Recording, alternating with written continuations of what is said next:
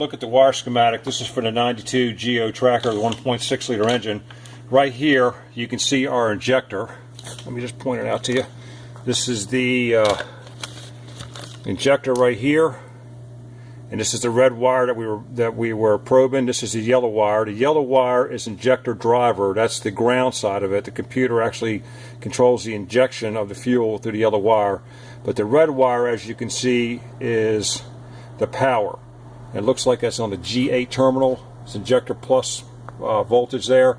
So it looks like, or actually, yeah, it's the red wire, it's the G8 one. So that wire has to be powered up to get the injector to work. And what you would do now is disconnect this connector, and you would ohm this wire. You would disconnect the PCM and disconnect the injector connector, and you would ohm out from here to here and make sure that the wire is good with both connectors disconnected. Then you would take it and ohm it from either this end to ground and make sure you're not shorted to ground, or from this end to power and make sure you're not shorted to power.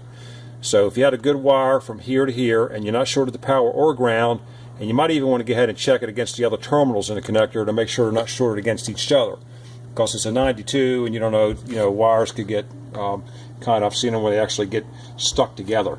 So if you have a good circuit from here to here, no shorts or no opens, then you would replace the PCM.